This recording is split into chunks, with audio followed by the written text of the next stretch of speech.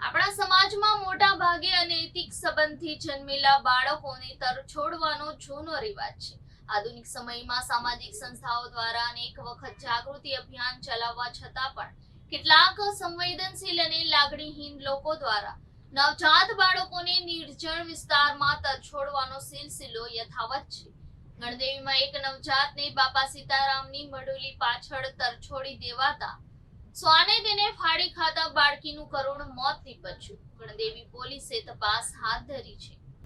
નવસારીના ગણદેવી તાલુકામાંથી માતૃત્વને લજવતી ઘટના સામે આવી છે, જેમાં નિષ્ઠુર જનેતાએ જૂના સિનેમા રોડ પાસેના બાપા સીતારામ મઢોલીની પાછળ પોતાની નવજાત દીકરીને મરવા માટે તરછોડી દીધી હતી. ભૂખ્યા સંભવિત શ્વાનના ટોળાએ બાળકીને ફાડી ખાતા તેનું કરુણ મોત નીપજ્યું હતું. કેટલાક સ્થાનિકોએ બાળકીના મૃતદેહને જોતા તાત્કાલિક ગણદેવી પોલીસને જાણ કરી હતી.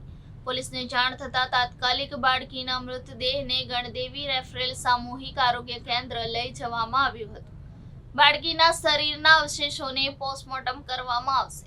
ગણદેવી પોલીસે બાળકીને તરછોડનાર વાલી વારસની શોધખોળ શરૂ કરી છે અને સીસીટીવી તેમજ હ્યુમન ઇન્ટેલિજન્સની મદદથી કેસ ઉકેલવા તજવીજ શરૂ કરી છે.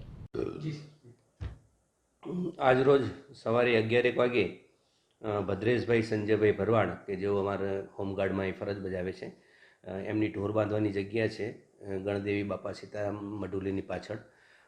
ત્યાં એમના ઢોર જોવા માટે ગયેલા તો ત્યાં ઉકરડામાં 3 કૂતરા કંઈક ખાતા એમણે જોયા. એટલે નજીક જઈને જોયું તે તાજી જન્મેલી બાળકીની ડેડ બોડીને 3 કૂતરા ખાતા હતા.